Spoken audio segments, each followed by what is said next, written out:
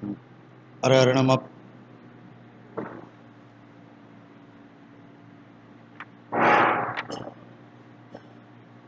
ஹர ஹர நம பார்வதி பதையே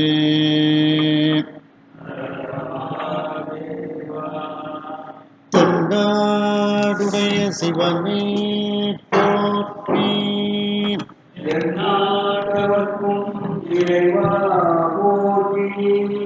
கலை நிறை கணபதிக்கு திருச்செந்தூர் முருகனுக்கு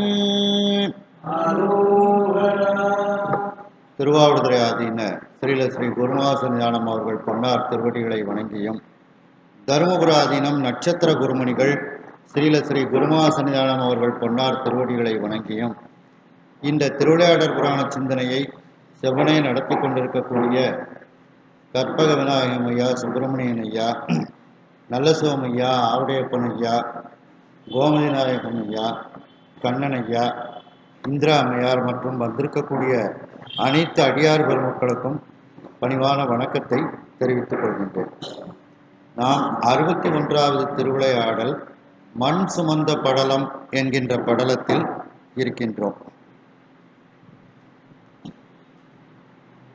மணிவாசக பெருமானுக்கு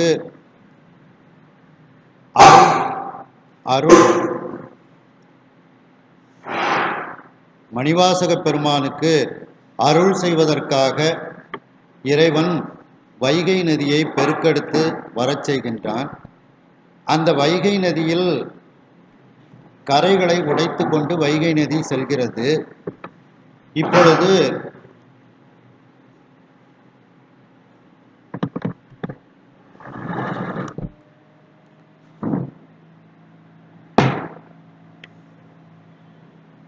அந்த வைகை நதியினுடைய கரைகளை அடைப்பதற்கு ஒவ்வொருவருக்கும் இந்த பகுதிகள் என்று வரையறுத்து அரசன் உத்தரவின் பேரில் கொடுக்கின்றார்கள். அதில் அந்த மதுரை மாநகரத்தின் தென்கிழக்கு பகுதியில் வந்தியம்மையார் என்ற ஒரு வயதான அம்மையார் இருக்கின்றார். அவர்களுக்கு யாரும் துணையாக கிடையாது.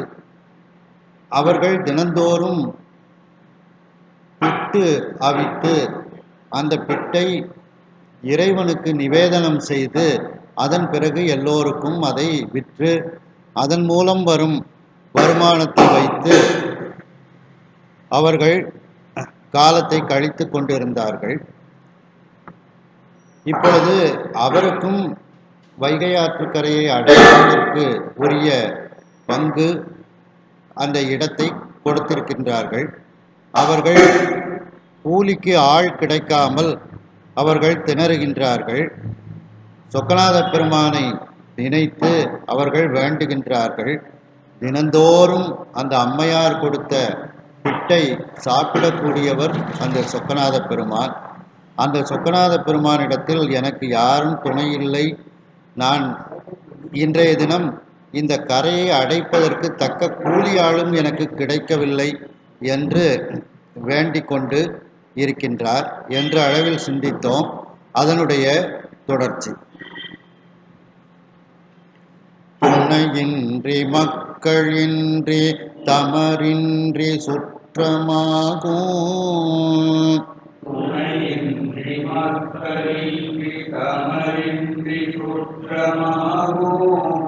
பனையின்றி என்று கொள்வார் பிறரின்றி பற்று கோடான்,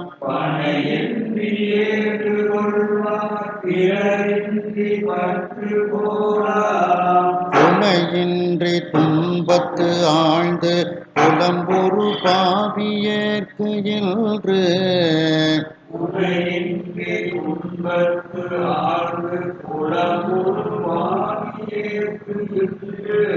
இணையின்றி இந்த துன்பம் எய்துவது அருணோ என்றாய்,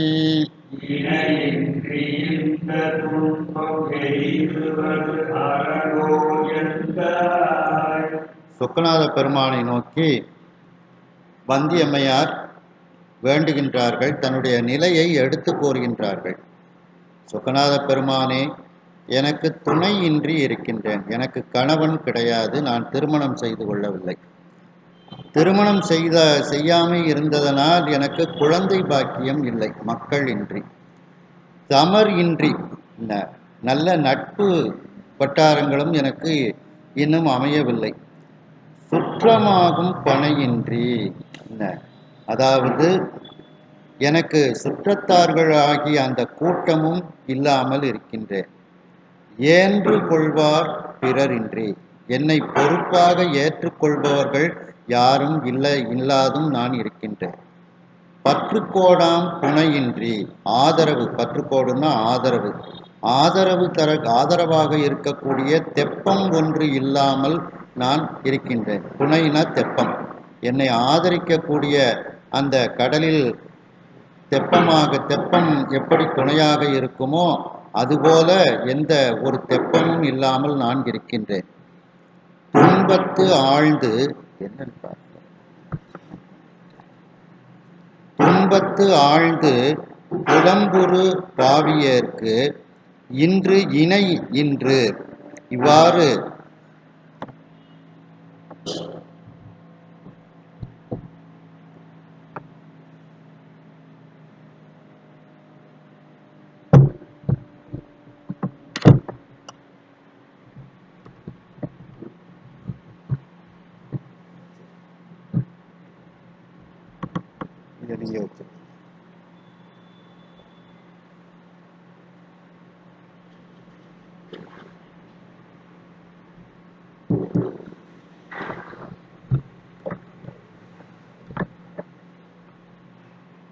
துன்பத்து ஆழ்ந்து புலம்புறு பாவியர்க்கு. நான் இப்பொழுது துன்பத்தில் மூழ்கி கொண்டு புலம்பிக் கொண்டு இருக்கின்றேன், பாவியாக இருக்கின்றேன். இன்றைய தினம் எனக்கு ஈடு இணையற்ற இந்த துன்பம் எனக்கு வந்து சேர்ந்திருக்கின்றது. இது அறச்செயலா? எனக்கு தாயும் தந்தையுமாக இருக்கக்கூடிய சொக்கநாத பெருமானே, இந்த கரையை அடைப்பதற்கு தக்க கூலியாளும் கிடைக்கவில்லை. இவ்வாறு நான் ஒரு தனித்து விடப்பட்டவளாக, யார் துணையும் இல்லாமல் உன்னையே துணையாக கொண்டு இருக்கின்றேன் என்று வந்தியம்மையார் சொக்கநாத பெருமானை நோக்கி புலம்புகின்றார்கள். தேவர்க்கு அரியனாகும் தேவனே அன்பராவார். தேவர்க்கு அரியனாகும் அந்த காதலோடு வச்சிருக்காரு. யாவர்க்கும் எளியனாகும் ஈசனே வேந்தன் ஆணை. யாவர்க்கும் எளியனாகும் ஈசனே வேந்தன் ஆணை. காவல் செங்கோலார் சீற்றம் கடுகு முன் கூலியாளாய். காவல் செங்கோலார் குற்றம் கடுகு முன் கூலியாளாய். ஏவல் செய்வாரை காணே ஏழையேன் இனியன் செய்கேன். ஏவல் செய்வாரை காணே ஏழையேன் இனியன் செய்கேன். தேவர்க்கு அரியனாகும் தேவனே, அந்த தேவர்களுக்கும் காண முடியாத தேவனாக இருக்கக்கூடிய சொக்கநாத பெருமானே, அன்பராவார் யாவர்க்கும், உன்னிடத்தில் அன்பு கொண்டு இருக்கக்கூடிய எல்லோருக்கும் எளியவனாக இருக்கக்கூடிய ஈசனே. அதாவது தேவர்களால் காண முடியாத நீ உன்னிடத்தில் அன்பு உடையவர்களுக்கு எழுகி வந்த கருணையாக எளியவனாக நீ இருக்கின்றாய். வேந்தன் ஆணை காவல் செங்கோலார், வேந்தனுடைய ஆணைக்கு கட்டுப்பட்டு காவல் செய்யக்கூடிய அந்த செங்கோல் செலுத்தக்கூடிய அந்த வீரர்கள் சீற்றம் கடுகு முன், அவர்களுக்கு வந்தியம்மையினுடைய இடம் இன்னும் அடைக்கப்படவில்லை என்று அவர்கள் தெரிந்து கொண்டு என் மீது அவர்களுக்கு கோபம் வேகமாக வருவதற்கு முன் கூலியாளாய், கூலிக்கு ஆள் கிடைக்காமல் அந்த கூலி வேலையை செய்யக்கூடிய யாரையும் நான் காணாமல் இருக்கின்றேன். ஏழையேன் இனி என் செய்கேன்? ஏழையாக இருக்கக்கூடிய நான் இனிமேல் என்ன செய்ய முடியும் என்று அந்த சொக்கநாத பெருமானை நோக்கி மனமுருகி வேண்டுகின்றார்கள் அந்த வந்தியம்மையார். அப்போ தேவர்களால் ஏன் காண முடியாதவனாக இருக்கின்றான் அப்படின்னா, தேவர்கள் சிவபெருமானை வணங்குவது அவர்கள் நல்லா வாழ்ந்து அவர்கள் காலில் எல்லாரும் வந்து விழுந்து கும்பிடணும்னு அவங்க இறைவனை வணங்குனாங்களாம். என்ன ஆனால் அதனால் அவர்களால் காண முடியாதவனாக இருக்கின்றான் அப்படின்ட்டு மணிவாசக பெருமானே திருவாசகத்தில் சொல்கிறாங்க. வாழ்த்துவதும் வானவர்கள் தாம் வாழ்வான் மனம் நின்பால் தாழ்த்துவதும் தாம் உயர்ந்து தம்மை எல்லாம் தொழ வேண்டி சூழ்த்த மதுகரம் முரலும் தாரோயை நாயடியேன் பாழ்த்த பிறப்பு அறுத்திடுவான் யானும் உன்னை பரவுவனே. அதே மாதிரி அந்த வாழ்த்துவதும் வானவர்கள் தாம் வாழ்வான், தாங்கள் வாழ்வதற்காக வானவர்கள்லாம் உன்னை வாழ்த்தினார்கள்.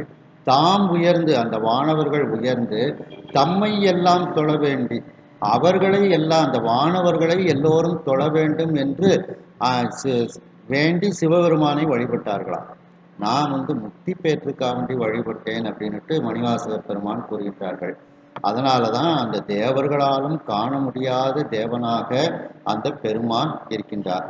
அதே நேரத்தில் அன்பர்களுக்கு அவர் எளிவந்த கருணையாக எளியனாக இருக்கின்றார். அத்தாவும் அடியேனை அன்பாலார்த்தாய் அருள் நோக்கில் தீர்த்த நீராட்டி கொண்டாய் எத்தனையும் அரியை நீ எளியானாய் என்னை ஆண்டு கொண்டு இறங்கி என்று கொண்டாய். எத்தனையும் அரியை நீ எளியானாய், தேவர்களாலும் காண முடியாத நீ அன்பரானவர்களுக்கு எளிமையாக நீ காட்சி கொடுக்கக்கூடியவனாக இருக்கின்றாயே அப்படின்ட்டு சிவபெருமானை அந்த வந்தியம்மையார் வேண்டுகின்றார்கள். என்ன இப்போ எனக்கு வேலைக்கு ஆள் கிடைக்கல, நான் என்ன செய்ய முடியும் அப்படின்ட்டு வந்தியம்மையார் இறைவனை நோக்கி வருந்தி கொண்டு அவர்கள் வேண்டிக் கொண்டு இருக்கின்றார்கள். வந்தியம்மையார் தன்னுடைய இயலாமையை, தனக்கு யாரும் துணை இல்லை என்பதை இறைவனிடத்தில் எடுத்து கூறுகின்றார்கள். இறைவனே, எனக்கு கணவன் கிடையாது, எனக்கு குழந்தைகள் கிடையாது, எனக்கு நல்ல நட்பு வட்டாரங்கள் இல்லை, எனக்கு சுற்றமாக கூடிய கூட்டங்கள் இல்லை, என்னை பொறுப்பாக ஏற்றுக்கொள்ளக்கூடிய மற்றவர்களும் இல்லை, என்னை ஆதரிக்கக்கூடிய பற்றுக்கோடாக இருக்கக்கூடிய தெப்பம் போன்று இருக்கக்கூடியவர்களும் இல்லை எனக்கு. இவ்வாறு துன்பத்தில் ஆழ்ந்து புலம்பக்கூடிய இந்த பாவியாகிய எனக்கு இன்றைய தினம் ஒரு இணையற்ற ஒரு துன்பம் வந்திருக்கின்றது. எனக்கு இதுபோன்று துன்பம் வருவது அறச்செயலா? எனக்கு தாயும் தந்தையுமாக இருக்கக்கூடிய சொக்கநாத பெருமானே, சொக்கநாத பெருமானே, நீ எப்படிப்பட்டவன்? தேவர்களாலும் காண முடியாதவனாக இருக்கக்கூடிய தேவனே, அதே நேரத்தில் உனக்கு அன்பு செய்யக்கூடியவர்கள் எல்லோருக்கும் எளியனாக வந்து அவர்களுக்கு அருள் செய்யக்கூடிய ஈசனே, வேந்தனினுடைய ஆணைக்கு கட்டுப்பட்டு காவல் செய்யக்கூடிய அந்த செங்கோல் செலுத்தக்கூடிய அந்த வீரர்கள் என்னுடைய பகுதி ஆற்றின் கரை அடைக்கப்படாமல் இருப்பதைக் கண்டு அவர்களுக்கு என் மீது கோபம் விரைவாக வருவதற்கு முன் நான் யாராவது ஒரு கூலி ஆளை ஏற்பாடு செய்ய வேண்டும். அதே நேரத்தில் கூலி ஆளாய் சொன்ன வேலையை செய்யக்கூடியவர்கள் இப்பொழுது ஒருவரையும் நான் காண முடியவில்லை.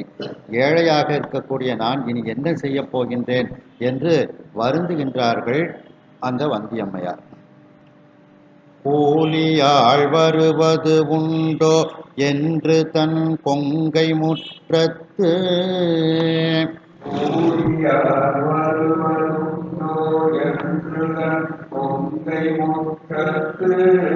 ஆலி போல் கண்ணீர் சோர்வாள் குறித்து முன்பு அறுத்தும் பிட்டு பிட்டை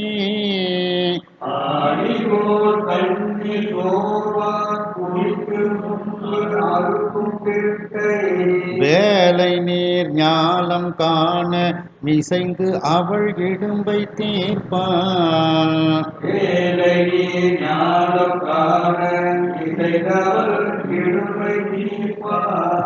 பாலி நேர்மொழியாள் பாகம் மறைத்து அருள் படிவம் கொள்வார்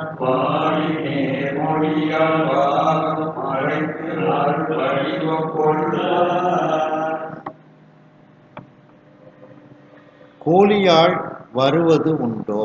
கூலிக்கு யாரேனும் வேலை செய்யக்கூடியவர்கள் இங்கே வருவார்களா என்று தன்னுடைய மார்பகத்தில் மழை நீர் கட்டி போல கண்ணீரை சொரிந்து கொண்டு அவள் சோர்ந்து போய் இருக்கின்றாள்.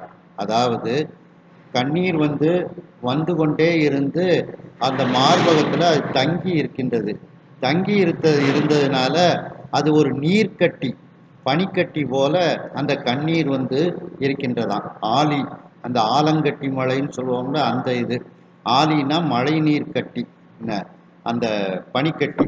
அந்த கண்ணீர் மார்பகத்தில் விழுந்து விழுந்து அந்த கண்ணீர் ஒரு ஐஸ் கட்டி போல, ஆலங்கட்டி போல ஒரு அந்த அம்மையினுடைய மார்பில் இருக்கின்றதாம். அப்படி கண்ணீரினால் அவள் சோர்ந்து போய் இருக்கின்றாள்.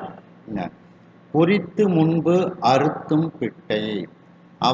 அந்த அம்மையார் டெய்லி அந்த பிட்டை அவித்த உடனேயே இறைவனை நினைத்து, குறித்துனா நினைத்து, இறைவனை தினந்தோறும் நினைத்து முன்னாட்களில் அறுத்தும் பிட்டை, நிவேதித்த பிட்டை, அந்த சுவாமிக்கு சொக்கநாத பெருமானுக்கு ஊட்டிய, அறுத்தும்னா ஊட்டிய, நிவேதனம் செய்த, அந்த நிவேதனம் செய்த பிட்டை இப்பொழுது உலகத்தார்களும் காண வேண்டும் அப்படின்னு சுவாமி நினைச்சார். அந்த அம்மா இதுவரைக்கும் மனசுக்குள்ளேயே சொக்கநாத பெருமானை வரவழைச்சு இந்த அவிச்ச பிட்டெல்லாம் சாப்பிட்டுக்கோன்னு சொன்ன அந்த அம்மா அவனுடைய செயலை உலகத்தார்களும் தெரிந்து கொள்ள வேண்டும், அப்படிப்பட்ட பக்தி உடையவள் இந்த அம்மையார் அப்படின்னு சுவாமி உலகத்தாருக்கு காட்டணும்னு நினைச்சாராம். என்ன வேலை நீர் ஞாலம் காண, வேலைன்னா கடல், கடல் சூழ்ந்த, கடல் நீர் சூழ்ந்த இந்த உலகத்தில் உள்ள மக்கள், ஞாலம்னா உலகம், இங்கே உலகத்தில் உள்ள மக்கள், அந்த கடல் சூழ்ந்த இந்த உலகத்தில் உள்ள மக்கள் எல்லோரும் இந்த அம்மா தந்த பிட்டை தினந்தோறும் சொக்கநாத பெருமான் சாப்பிட்ட அந்த வரலாற்றை உலகத்தவர்கள் காண்பதற்காக அந்த பிட்டை நேரடியாக உண்டு, இசைந்துனா உண்டு, அவள் இடும்பை, அந்த வந்தியம்மையாரினுடைய அந்த துன்பத்தை, இடும்பைனா துன்பத்தை தீர்ப்பான், தீர்க்கும் பொருட்டு, அந்த துன்பத்தை தீர்க்கும் பொருட்டு அந்த சொக்கநாத பெருமான் தன்னுடைய உருவத்தை மாற்றிக்கொண்டு ஒரு கூலி ஆளாக வருகின்றார். அவருடைய உருவம் எப்படிப்பட்டது? பாலின்னேழ் மொழியாள் பாகம், பால் போன்ற இனிமையான பேச்சினை உடைய மீனாட்சி அம்மை. அந்த மீனாட்சி அம்மையை ஒரு பாகத்தில் வைத்திருக்கக்கூடிய அந்த அருள் உருவத்தை மறைத்து கொண்டு இப்பொழுது அருளின் காரணமாக, அருள் செய்ய வேண்டும் என்பதின் காரணமாக படிவம் கொள்வார். படிவம்னா ஒரு உருவம். என்ன உருவம்? அந்த கூலியாளினுடைய உருவத்தை சொக்கநாத பெருமான் எடுத்துக்கொள்கின்றார். அந்த உருவம் எடுக்கலைன்னா, எடுத்து சுவாமி வரலைன்னா நாம் எதையுமே, நாம் முக்தியே அடைய முடியாது. பாகத்து அருளும் வடிவும் தானும் ஆண்டிலனேல் அந்த பெருவடிவை யார் அறிவார் பேசு அப்படின்னுட்டுலாம் சொல்லப்படுது. அதனால இப்ப வந்தியம்மைக்கு அருள் செய்வதற்காக இந்த கடல் சூழ்ந்த உலகத்தில் உள்ள மக்களெல்லாம் அந்த அம்மையினுடைய பக்தியை காண்பதற்காகவும், அந்த அம்மா தந்த பிட்ட தினந்தோறும் சாப்பிட்டதை நேர்லேயே சாப்பிட்டு எல்லாருக்கும் காண்பிப்பதற்காகவும் சுவாமி ஒரு உருவத்தை, கூலியாள் உருவத்தை, அருள் உருவம், அருள் படிவம், அந்த அருள் செய்வதன் காரணமாக எடுத்த அருள் படிவம், அந்த அருள் உருவமாகிய அந்த கூலியாள் வேடத்தை எடுத்துக்கொண்டு சுவாமி இப்பொழுது வருகின்றாராம்.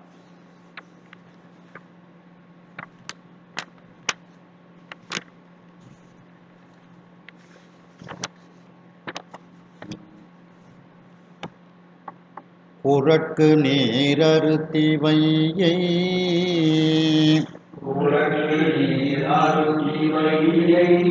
ஒடிஞையாய் ஒழுகும் கங்கை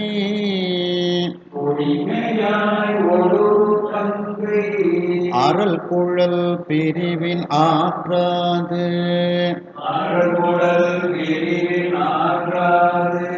அன்பினால் அவளை காண்பான் மரக்கையல் நெடுங்கண்ணாளை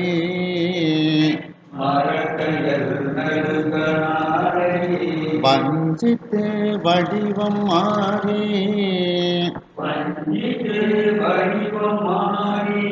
புறப்படுவாரை போல போதுவார் போதமூர்த்தி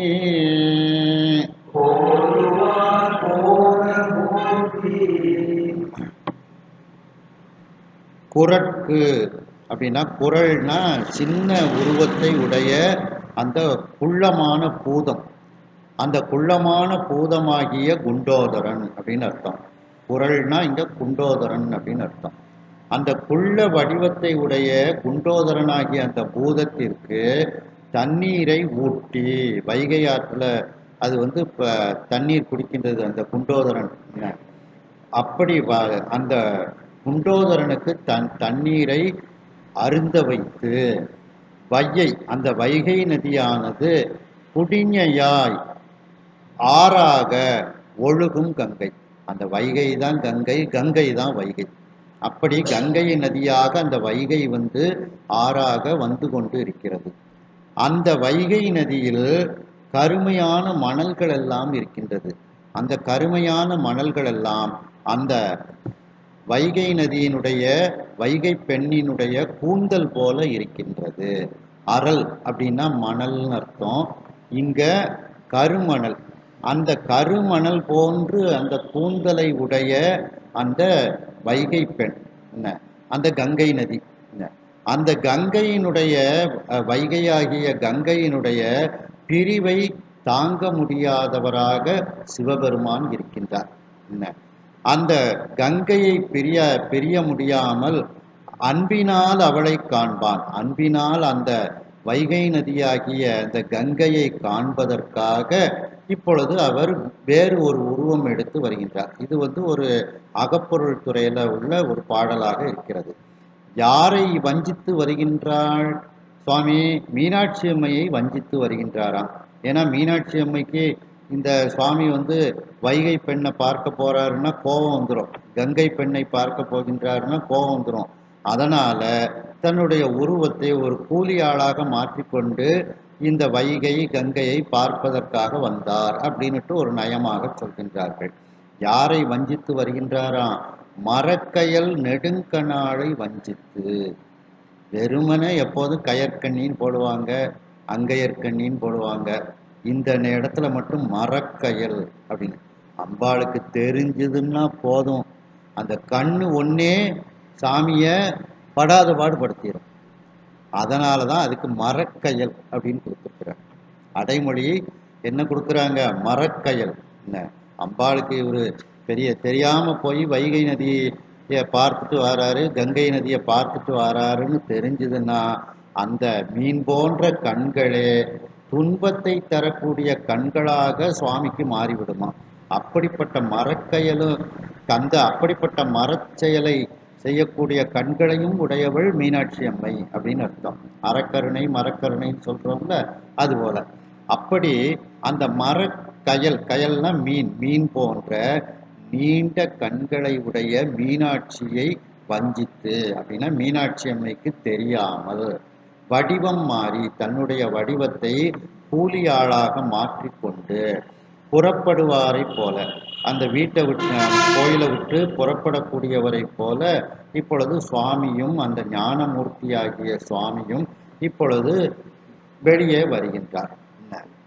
போதுவார் அப்படின்னா வெளியே வருகின்றார். போதமூர்த்தி, போதம்னா ஞானம், அந்த ஞானமூர்த்தியாகிய அந்த சொக்கநாத பெருமான் இப்பொழுது மீனாட்சி அம்மைக்கு தெரியாமல் அவர் வெளியே வருகின்றார். வந்தியம்மையார் தனக்கு கூலியாள் யாராவது வருவார்களா என்று மனதில் நினைத்து கொண்டு அவள் கண்ணீர் சொரிகின்றாள். அந்த கண்ணீரானது அவளுடைய மார்பகத்தில் பட்டு அப்படியே அது ஒரு பனிக்கட்டி போல அந்த கண்ணீர் தங்கி இருக்கின்றது. இப்படி பல நேரம் அழுது அழுது அந்த கண்ணீர் தேங்கி ஒரு பனிக்கட்டி போல அவளுடைய மார்பில் தங்கி இருக்கின்றது. அப்படி அவள் கண்ணீர் அழுது சோர்ந்து கொண்டு இருக்கின்றாள். இவளுடைய இந்த அன்பை பார்த்து சொக்கநாத பெருமானினுடைய மனம் இறங்குகிறது. இந்த அம்மையார் தினந்தோறும் இறைவனை குறித்து இறைவனை மனதில் நினைத்து கொண்டு முன்பு முற்காலத்தில் இறைவனுக்கு நிவேதித்த இறைவனுக்கு ஊட்டிய அந்த பிட்டை உண்டவர் அந்த சொக்கநாத பெருமான். மறைமுகமாக அந்த அம்மையார் தன்னுடைய மனதில் இறைவனை நினைத்து பிட்டை நிவேதனம் செய்வார்கள். இந்த சொக்கநாத பெருமானும் தன்னை காட்டிக்கொள்ளாமல் தினந்தோறும் பிட்டை சாப்பிட்டவர். இப்பொழுது அந்த செயலானது, அந்த அற்புத செயலானது இந்த உலகத்தார்கள் அனைவருக்கும் தெரிய வேண்டும், தெரியப்படுத்த வேண்டும் என்று சொக்கநாத பெருமான் மனதில் நினைக்கின்றார். இந்த கடல் சூழ்ந்த, கடல் நீர் சூழ்ந்த இந்த உலகத்தில் உள்ள மக்கள் எல்லாம் காண வேண்டும் அந்த அற்புத செயலை தான் என்பதற்காக ஒரு கூலி ஆளாக தன்னை மாற்றிக்கொண்டு அந்த பிட்டை உண்டு, அந்த வந்தியம்மை தரக்கூடிய பிட்டை உண்டு, அந்த அம்மையினுடைய துன்பத்தை தீர்க்கும் பொருட்டு அந்த பால் போன்ற பேச்சினை உடைய மீனாட்சி அம்மையை ஒரு பாகத்தில் வைத்திருக்கக்கூடிய இறைவன் அந்த மீனாட்சி அம்மையை மறைத்து கொண்டு இப்பொழுது அருள் வடிவமாகிய ஒரு கூலியாளின் வடிவத்தை அவர் எடுத்துக்கொண்டு பூமிக்கு அந்த வந்தியம்மையை நோக்கி வருகின்றார். குள்ளமான பூதமாகிய அந்த குண்டோதரன், அந்த குண்டோதரனுக்கு நீரை இந்த வைகை நதி ஊட்டிவிட்டது. அந்த வைகை நதியில் நீர் அருந்தி வைகையை வற்றச் செய்த அந்த குண்டோதரன், அப்படிப்பட்ட அந்த வைகை நதி இப்பொழுது ஆறாக கங்கையை போல ஒழுகி கொண்டு வருகிறது. அதாவது கங்கைதான் வைகை, வைகைதான் கங்கை. அந்த வைகை நதியில் கருமையான மணல்கள் எல்லாம் இருக்கின்றது. அந்த மணல்கள் எல்லாம் வைகை பெண்ணினுடைய கூந்தலை போல இருக்கிறது. அப்படிப்பட்ட அந்த அரல் குழல், அந்த கருமணல் போன்ற கூந்தலை உடைய அந்த வைகை நதியாகிய கங்கை பெண்ணினுடைய பிரிவை தாங்க மாட்டாது அந்த கங்கையை அன்போடு அந்த பெண்ணை காண்பதற்காக இப்பொழுது சுவாமி வேறு ஒரு உருவம் எடுத்து கொண்டு வருகின்றார். அதுவும் எப்படி அந்த மரச்செயலையும் செய்யக்கூடிய அறச்செயலும் அந்த கண்கள், மீனாட்சி அம்மையினுடைய கண்கள் செய்யும். அதே நேரத்தில் மரச்செயலையும் அந்த மீனாட்சி அம்மையினுடைய கண்கள் செய்யும். அந்த மரக்கயல் மீன் போன்ற கண்களை உடைய, நீண்ட கண்களை உடைய மீனாட்சி அம்மைக்கு தெரியாமல் அவளுக்கு வஞ்சனை செய்து கொண்டு தன்னுடைய வடிவத்தை ஒரு கூலி ஆளாக மாற்றிக்கொண்டு வெளியே புறப்பட்டு வருபவரை போல வெளியே வருகின்றார் அந்த ஞானமூர்த்தியாகிய சொக்கநாத பெருமான். அழுக்கு அடைந்த பழங்குனி ஒன்று அறைக்கு அசைத்து விழு தொண்டரு. அழுக்கு அடைந்த பழங்குனி ஒன்று அறைக்கு அசைத்து விழு தொண்டர். 706 கடைசி பக்கம். ஒழுக்கள் தந்த இண்டை நிகர் சுமை அடைமேல் கூடை கவிழ்த்து.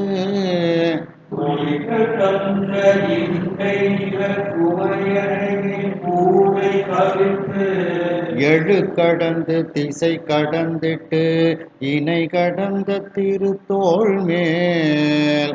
எழு கடந்து திசை கடந்திட்டு இணை கடந்த திருத்தோள் மேல். மழுக்கு அடைந்து விளங்கியவாய் மண் தொடு தின்படையேந்தி மடுப்பு அடைத்து விளங்கியவாய் மண்தோடு நின்படையேந்தி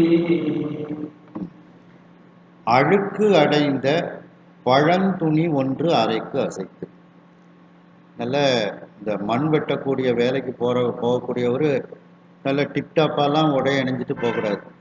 அந்த உடைய பார்த்த உடனேயே இவன் என்னத்தை வேலை பார்க்க போகிறான் அப்படின்ட்டு வேலை கொடுக்க மாட்டாங்க. அப்போ ஒரு வேலைக்கு போகும் பொழுதும் அதற்கு தகுந்தாப்புல உடையை அணிஞ்சுக்கிட்டு போகணும். அப்போ அதனால சொக்கநாத பெருமான் என்ன செஞ்சாராம், ஒரு பழந்துணி, அதுவும் அழுக்கடைஞ்சு போய் இருந்துச்சான். ஒரு கூலியாள், மண் வெட்டக்கூடிய கூலியாளை போல அழுக்கு அடைந்த அந்த பழந்துணியை அறைக்கு அசைத்து கொண்டார், அறையில கட்டிக்கிட்டார். விழுத்தொண்டர் புழுக்கள், இதுல பழந்துணின்னு இருக்கு, பழந்துணி. அதே மாதிரி புலிக்கள், அது புழுக்கள், லூ ஆக்கிக்கிடுங்க. அந்த விழுத்தொண்டர், உண்மையான தொண்டர்கள், ஒழுக்கமாகிய அந்த தொண்டர்கள் கூட்டங்கள், குழுக்கள்னா கூட்டங்கள், தந்த அவர்களெல்லாம் சிவபெருமானுக்கு அணிவதற்காக தந்த இண்டை மாலை. இண்டை மாலைகள் ஒவ்வொரு இடத்துல அணியக்கூடியதுக்கு ஒவ்வொரு பேர் உண்டு. அதுல இந்த மாலை, தொங்கல், அலங்கல் அப்படின்னுட்டுலாம் அதுக்கு பேர் உண்டு. அதுல இண்டைன்னு ஒரு பேர் உண்டு. இண்டை மாலை அப்படின்னா சுவாமியினுடைய தலையில வட்டமா ஒரு மாலையை சாத்துவாங்க. அந்த மாலைக்கு பேர் தான் இண்டை மாலை அப்படின்னு பேர். நிறைய சிவாலயங்கள்ல சுவாமியினுடைய தலையில வட்டமா, கூடியான மட்டும் வில்வத்துல தான் அதை கட்டுவாங்க. அந்த வில்வத்துல கட்டி அதுக்கு பேரே இண்ட மாலை அப்படின்னு பேர். அந்த இண்டை மாலையெல்லாம் பார்த்தீங்கன்னா ஒரு கூட மாதிரியே சுவாமி தலையில இருக்கும். என்ன, அந்த உண்மையான தொண்டர்களினுடைய கூட்டங்கள்லாம் சுவாமிக்கு டெய்லி தலைக்கு அணிவதற்கு இண்டை மாலைகள் எல்லாம் தருகின்றார்கள். அந்த இண்டை மாலைக்கு சமமாக சுவாமி ஒரு தலையில ஒரு சும்மாடு வச்சிருக்கிறாராம். இந்த நல்ல துண்டை நல்லா ரவுண்டா ஆக்கி தலையில ஒரு மெத்த மாதிரி வைப்பாங்க, அதுக்கு பேர் சும்மாடுன்னு பேர். அப்படி ஒரு சுமை அடை மேல் ஒரு சும்மாடை தலையில் வைத்து கொண்டு அதுல கூடைய கவிழ்த்து வைத்து கொண்டு வராராம் சுவாமி. இந்த மண்ணை அள்ளி போட்டு கொண்டு போய் சேர்க்கறதுக்கு ஒரு கூடை வேணும். அந்த கூடைய அந்த சும்மாட்டு மேல கவிழ்த்து வச்சிருக்கிறாராம். அப்ப அந்த சும்மாடு எப்படி இருந்துச்சான், அடியார்கள் தந்த இண்டை மாலையை போல இருந்துச்சான். இண்டை மாலை சுவாமியினுடைய தலைக்கு சார்த்தக்கூடியது அப்படின்ட்டு நிறைய இண்டை மாலைகளை பற்றி திருமுறைகள்ல சொல்லப்படுகிறது. தொண்டர் அஞ்சு களிரும் அடக்கி சுரும்பார் மலர் இண்டை கட்டி வழிபாடு செய்யும் இடம் என்பரால் வண்டு பாடமயில்லாத மான் கன்று துள்ள வரிக்கெண்டை பாய சுனை நீல மொட்டு வளரும் கேதாரமே இண்டை கட்டி வழிபாடு செய்யும் இடம். அப்படி அந்த கேதாரத்தை பற்றி சொல்லும்போது சுவாமி அந்த மாதிரி பூக்கள் எல்லாம் தலையில கட்டி அவருக்கு சாத்தியிருக்காங்களாம். அப்படி விழுத்தொண்டர், விழுனா ஒழுக்கம் மிகுந்த, ஒழுக்கம் விழுப்பம் மேன்மை மிகுந்த, ஒழுக்கம் விழுப்பம் தரலான் ஒழுக்கம் உயிரினும் ஓம்பப்படும். அப்ப விழுப்பம்னா மேன்மை. அந்த மேன்மை மிகுந்த தொண்டர் கூட்டங்கள், தொண்டர் குழுக்கள், அந்த கூட்டங்கள் எல்லாம், தொண்டர் கூட்டங்கள் எல்லாம் சுவாமிக்கு தலைக்கு அணிவதற்கு அந்த இண்டை மாலைகளை எல்லாம் கட்டி கொடுக்குறாங்களாம்.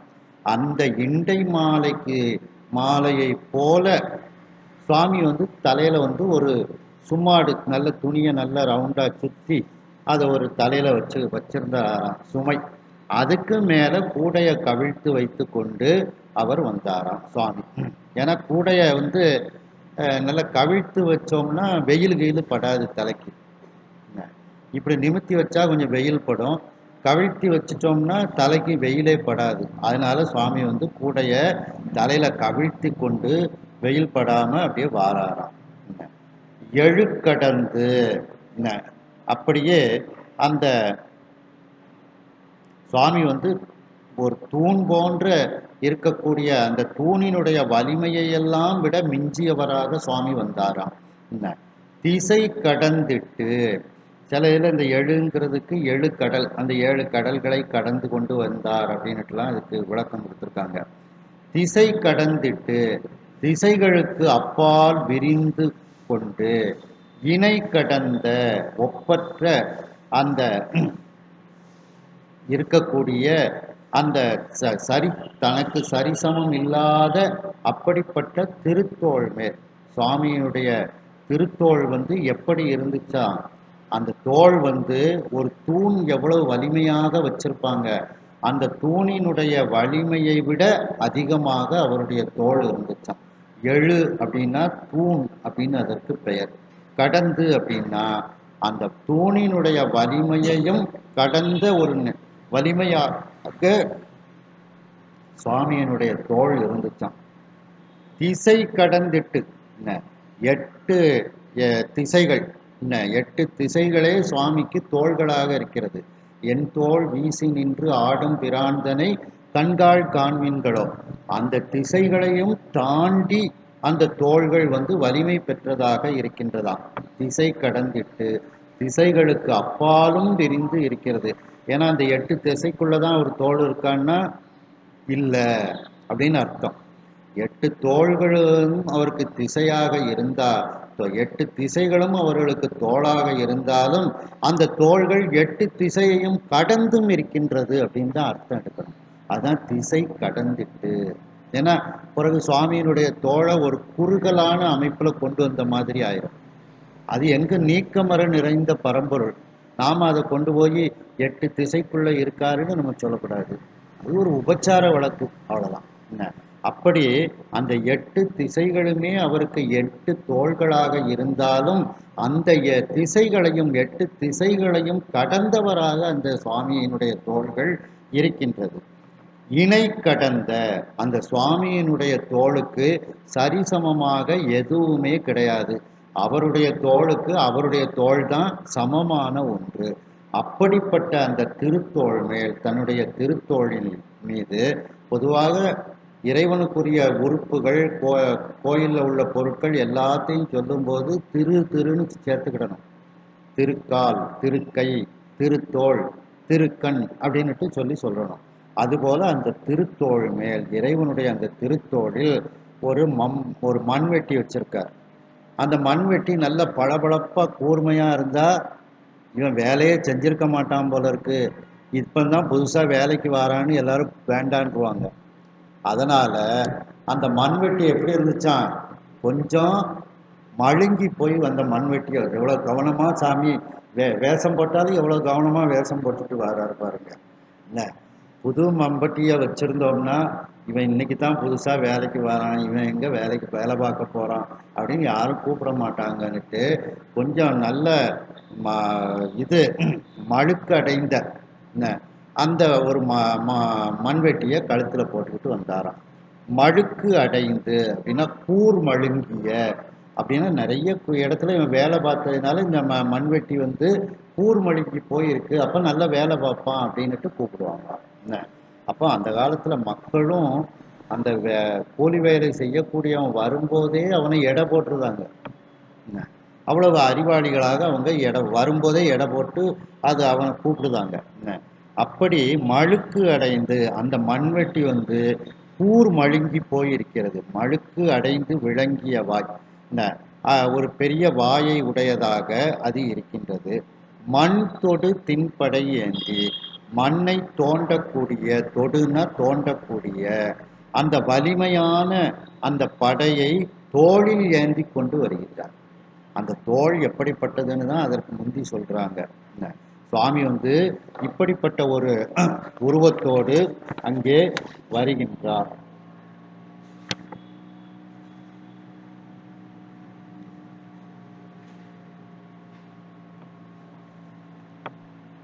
திடம் காதல் கொண்டு அறவோர் திருவேள்வி தரும் அமுதும், இடம்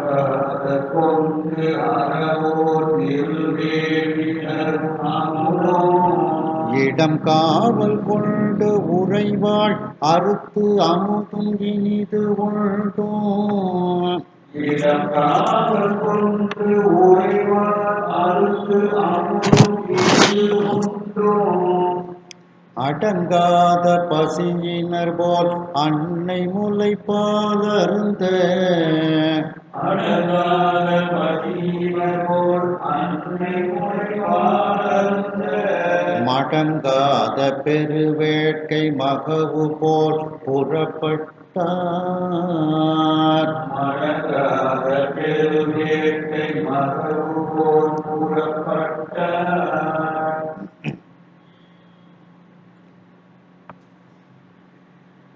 திடம் காதல் கொண்டு அறவோர். திடம்னா உறுதியாக, உறுதியாக இறைவனிடத்தில் அன்பு கொண்டு இருக்கக்கூடிய அந்த அறவோர்கள், அந்த சிவாச்சாரியார்கள், அந்த அந்தணர்கள், அவர்கள் திருவேள்வி தரும் அமுதம், அவர்கள் திருவேள்வி செய்து ஹோமங்கள்லாம் வளர்த்து அதில் சுவாமிக்கு அவி பூர்ணாகுதி எல்லாம் அவர்கள் கொடுக்கின்றார்கள்.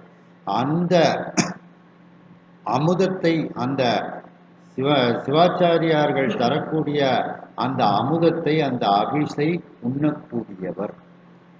இடம் அமுதும் இடம் காவல் கொண்டு உறைவாள் அறுத்து அமுதும். இடப்பக்கத்தில் அந்த இறைவனுக்கு உரிமை கொண்டு, காவல்னா உரிமைன்னு அர்த்தம். அந்த இறைவனுக்கு ஒரு பாகத்தை உரிமையாக எடுத்துக்கொண்டு உறைவாள். ஏன்னா சுவாமிக்கு காவல்னு சொல்லக்கூடாது, இந்த இடத்துல காவல்னா உரிமை. ஒரு பாகத்தை சுவாமிக்கு, சுவாமி வந்து கொடுத்துருதாரு, அதனால அந்த பாகம் அவள் அம்பிகைக்கு உரிமையானது.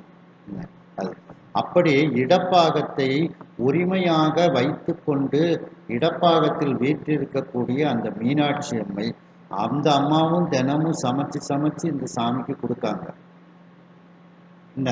அந்த உறைவாள் அறுத்து அமுதும், அந்த மீனாட்சி அம்மை ஊட்டக்கூடிய அந்த அமுது, இதையெல்லாம் சாப்பிட்டதுக்கு பிறகும் அந்த வேள்வியில தரக்கூடிய உணவுகள், மீனாட்சி அம்மை தரக்கூடிய உணவுகள், அது எப்படி அம்மை வந்து அறுத்து அமுதம். அறுத்துதல்னா அர்த்தம் வலிய ஊட்டுதல்.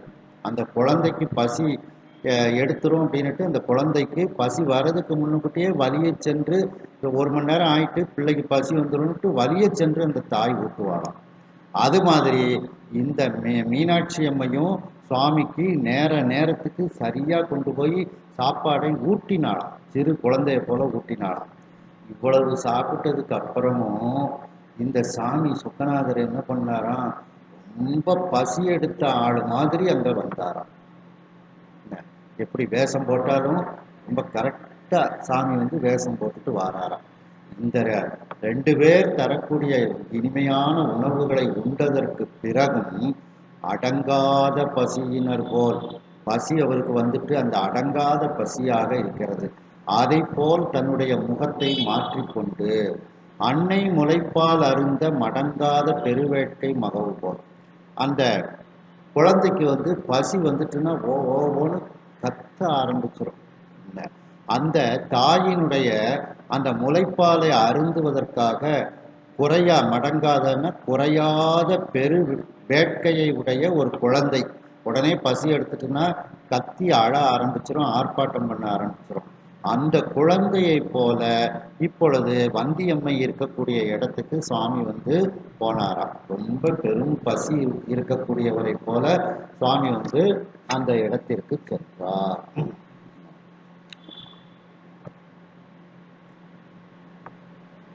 சொக்கநாத பெருமான் வந்தியம்மைக்கு அருள் செய்வதற்காக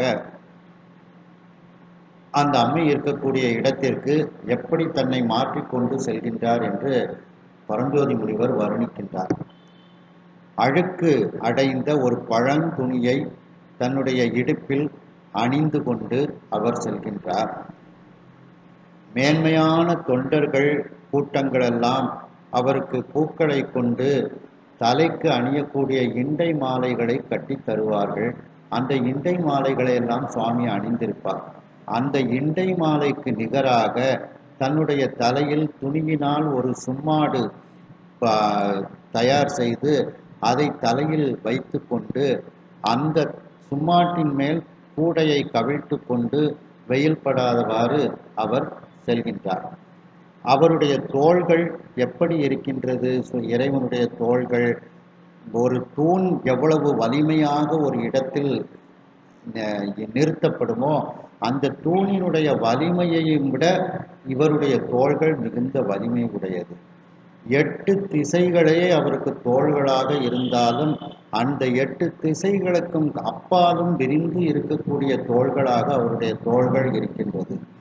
அந்த தோளுக்கு சரிசமமானது அவருடைய தோள் மட்டுமே என்ற அளவில் வலிமையான அந்த திருத்தோள் மீது அவர் ஒரு மண்வெட்டியை வைத்திருக்கின்றார்.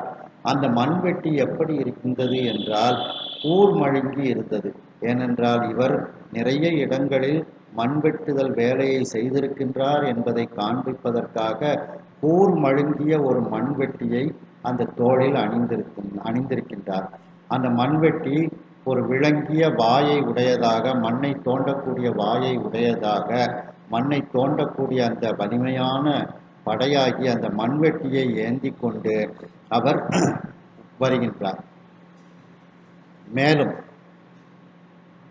உறுதியாக இறைவனிடத்தில் காதல் கொண்டு அன்பு கொண்டு அந்த அறவோராகிய சிவாச்சாரியார்கள் எல்லாம் தினந்தோறும் இறைவனுக்கு திருவேள்வி செய்து அந்த திருவேள்வியின் அந்த ஓமத்தின் முடிவில் அந்த இறைவனுக்கு தரக்கூடிய அந்த அமுதத்தை, அந்த அவியை, பூர்ணாகுதியை உண்ட தினந்தோறும் உண்ணக்கூடியவர் என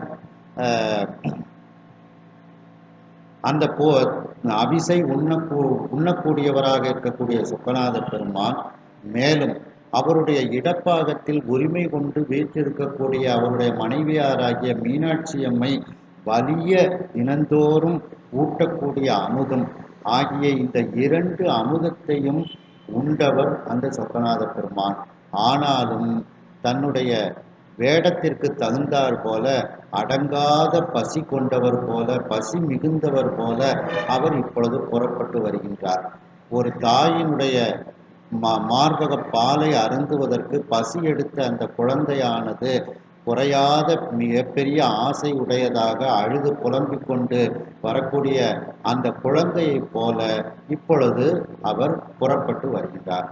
ஏனென்றால் வந்தியம்மையார் சிவபெருமானுக்கு தாயை போன்றவள். தாயும் தந்தையும் தாயும் இல்லாத சிவபெருமானுக்கு வந்தியம்மையார் தாயை போன்றவள். அவளுடைய அன்பை பருகுவதற்காக ஒரு குழந்தையைப் போல அந்த சொக்கநாத பெருமான் வந்தியம்மையை நோக்கி இப்பொழுது புறப்பட்டு வருகின்றார். ஆளும் மறைச்சிரம் முடியார் அடிக்கமலம் நிலம் சூட, ஆளும் மறைச்சிரம் முடியார் அடிக்கமலம் நிலம் சூட, ஓலி கொடுத்து என் வேலை கொள்வார் உண்டோ என்று ஓலி கொடுத்து என் வேலை கொள்வார் உண்டோ என்று ஓலமறை திருமொழி போல் உரை பரப்பி கடுல் கண்ணீர், ஓலமறை திருமொழி போல் உரை பரப்பி கடுல் கண்ணீர், வேலையிடை படிந்து அயர்வாள் வீதியிடத்து அணைகின்றார். வேலையிடை படிந்து அயர்வாள் வீதியிடத்து அணைகின்றார்.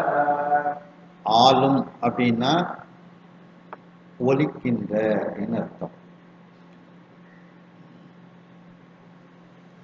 அந்த ஒலிக்கின்ற வேதங்கள் என்ன, அந்த வேதங்களினுடைய முடிவில், அதனுடைய முடிவின் உச்சியில் இருக்கக்கூடிய அந்த திருவடி, தாமரை போன்ற திருவடி என்ன, அதாவது ஒலிக்கக்கூடிய வேதங்களின் முடிவின் உச்சியில் உள்ள தாமரை போன்ற திருவடி சிவபெருமானினுடைய அந்த திருவடி. அந்த திருவடியை இப்பொழுது நிலமகள் தரிக்குமாறு அந்த பூமியில் நடந்து வருகின்றார். இந்த நிலமகளின் தலை மீது அந்த திருவடியானது பதியுமாறு சுவாமி நடந்து வருகின்றாளாம். நிலம் சூட, நிலமகள் அந்த திருவடியை தரிக்குமாறு வருகின்றார். கூலி கொடுத்து என் வேலை கொள்வார் உண்டோ என்று. எனக்கு கூலி தந்து என்னை யாராவது வேலைக்கு வச்சுக்கிட்டீங்களா அப்படின்ட்டு திரும்ப திரும்ப சொல்லிக்கொண்டே, என்று என்று அப்படின்னா திரும்ப திரும்ப சொல்லிக்கொண்டே அவர் வருகின்றார். ஓல மறை திருமொழி போல் உரை பரப்பி, அந்த மறை திருமொழி வேதங்களில் உள்ள அந்த திரு ஸ்லோகங்கள் எல்லாம், அந்த திருமொழிகள் எல்லாம், வேதத்தில் உள்ள அந்த பாடல்கள் எல்லாம் இறைவனை நோக்கி என்ன செய்கிறது? என்னை காப்பாற்று காப்பாற்று என்று ஓலமிடுகிறது. ஓலம்னா காப்பாற்று என்று கூறக்கூடிய ஒரு வார்த்தை. அந்த வேதத்தில் உள்ள திருமொழிகள் எல்லாம் என்னை காப்பாற்று காப்பாற்று என்று கூறுவது போல இந்த என்னை யாராவது வேலைக்கு வச்சுக்கிடுதீங்களா அப்படின்னுட்டு இந்த உரையை, இந்த வார்த்தையை எங்கும் பரப்பிக்கொண்டே, எங்கும் சொல்லிக்கொண்டே சொக்கநாத பெருமான் அந்த தெருவில் வாரார். வந்தியம்மை இருக்கக்கூடிய தெரு பக்கம் வருகின்றார். கழுல் கண்ணீர், கழுல்னா அழுகின்ற அப்படின்னு அர்த்தம். அந்த அழக்கூடிய கண்ணீரை உடைய அந்த வேலையிடை படிந்து அந்த கண்ணீர் கடலில் இப்பொழுது மூழ்கி அயர்வாள் துன்புறக்கூடிய அந்த வந்தியம்மை இருக்கக்கூடிய வீதியிடத்து அணைகின்றார். அந்த வந்தியம்மை இருக்கக்கூடிய அந்த தெருவுக்கு இப்பொழுது சொக்கநாத பெருமான் வந்து சேர்கின்றார். இது திருப்புகழ்ல வரும். ஓலமறைகள் அறைகின்ற ஒன்றது அப்படின்னு அந்த பாட்டு ஆரம்பிக்கும். அப்போ அந்த மறைகளெல்லாம் என்னை காப்பாற்று காப்பாற்று என்று ஓலமிட்டு அறைகின்றது. அந்த வேதங்கள் சொல்லிக்கொண்டே இருக்கின்றது, ஓதிக்கொண்டே இருக்கிறது. அப்படிப்பட்ட அந்த ஒன்றது அப்படின்னா அது முருகப்பெருமான் அப்படின்ட்டு அதை வந்து சொல்லப்படுகிறது. அந்த ஓலமறைகள் அறைகின்ற ஒன்றது தான் இங்க ஓலமறை திருமொழி போல் அப்படின்னு அர்த்தம். இதுல சொல்லும்போது பெரிய புராணத்திலையும் சிவதா ஓலம் அப்படின்ட்டு ஓலம் ஓலம்னுட்டு அதுலேயும் வரும். கந்த புராணத்திலையும் மகாசாஸ்தா படலத்தில் அந்த இந்திராணி வந்து சாஸ்தாவை நினைச்சு ஓலம் ஓலம்னு கத்துவார். பூரணைக்கு இறைவா ஓலம், புட்கலை கனவா ஓலம், வாரணத்து இறைமேல் வரும் பிரான் ஓலம் என்றாள். இயற்பகை முனிவா ஓலம் அப்படின்ட்டு பெரிய புராணத்துல வருது இல்ல அப்படின்னு. அப்போ ஓலம்னா காப்பாற்று காப்பாற்றுன்னு அர்த்தம். அப்படி அந்த வேதங்களில் உள்ள அந்த திருமொழிகள் எல்லாம், அந்த வேத வாக்கியங்கள் எல்லாம் இறைவனை நோக்கி காப்பாற்று காப்பாற்றுன்னுட்டு அவைகள் சொல்லிக்கொண்டு இருப்பது போல சுவாமியும் தெருவில் இப்படி கத்திக்கொண்டே வருகின்றார். என்னை யாராவது கூலிக்கு ஆள் வைத்துக் கொள்வார்களா அப்படின்னுட்டு கத்திக்கொண்டே திரும்ப திரும்ப சொல்லிக்கொண்டே அவர் வருகின்றாராம். தந்தை தாய் பிறர் இன்றி வருகின்ற தனி கூலி, தந்தை தாய் பிறர் இன்றி வருகின்ற தனி கூலி, மைந்தனார் வாய் மலரும் குரல் கேட்டு வந்தியும் தன், மைந்தனார் வாய் மலரும் குரல் கேட்டு வந்தியும் தன், சிந்தை ஆகுலம் இழந்து நல்கூர்ந்தார் செல்வ மகன், சிந்தை ஆகுலம் இழந்து நல்கூர்ந்தார் செல்வ மகன், தந்த போது எழும் மகிழ்ச்சி தலை கொள்ள புறம் போந்தாள், தந்த போது எழும் மகிழ்ச்சி தலை கொள்ள புறம் போந்தாள். இந்த வரக்கூடிய இந்த கூலியாளுக்கும் தாயும் தந்தையும் கிடையாது. சிவபெருமானுக்கு தாயும் தந்தையும் கிடையாது. தாயும் இலி தந்தையிலி தான் தனியன் காணேடி அப்படின்ட்டு. அப்படி தந்தை தாய் பிறர் இல்லாமல் வரக்கூடிய தனி கூலி, ஒப்பற்ற கூலியாளாக வரக்கூடியவர் அந்த சொக்கநாத பெருமான். அந்த தனி கூலி மைந்தனார் அந்த சிவபெருமான் வாய் மலரும் குரல் கேட்டு, அவருடைய வாயிலிருந்து மலர்ந்து வரக்கூடிய அந்த குரலை வந்தியம்மை கேட்கின்றாள். உடனே வந்திக்கு தன்னுடைய சிந்தை ஆகுலம் இழந்து, சிந்தையில் இருக்கக்கூடிய கவலையானது இப்பொழுது நீங்கி விடுகிறது. இழந்து அப்படின்னா நீங்கி விடுதல்னு அர்த்தம். தன் சிந்தை ஆகுலம் இழந்து, வந்தியம்மை தன்னுடைய அவருடைய சிந்தையில என்ன ஆகுலம், கூலிக்கு ஆள் கிடைக்கலையே, அரசனுக்கு தெரிஞ்சா அரசன் நமக்கு தண்டனை கொடுப்பாரே என்ற கவலையை நீங்கி அவர் மகிழ்ச்சியோ, அந்த அம்மா மகிழ்ச்சி அடைந்தாளாம். எப்படிப்பட்ட மகிழ்ச்சி அடைந்தாளாம்? நல்கூர்ந்தார் செல்வ மகத் தந்த போது.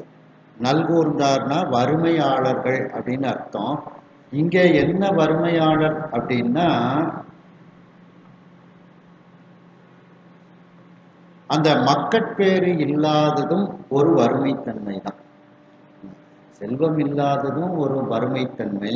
இங்கே மக்கட்பேறு இல்லாத அந்த வறுமைத்தன்மை உடையவர்கள், அவர்களுக்கு செல்வ செழிப்பு மிக்க மக்கட்பேறு கிடைத்தவுடன் அந்த செல்வ மகத் தந்த போது, மகத்துனா அந்த மக்கட்பேரை இறைவன் அவர்களுக்கு தந்த போது அவர்களுடைய உள்ளத்தில் எப்படிப்பட்ட மகிழ்ச்சி எழுமோ அந்த மகிழ்ச்சி அந்த வந்தியம்மைக்கு தலை முழுவதும் ஏற்பட்டதாம்.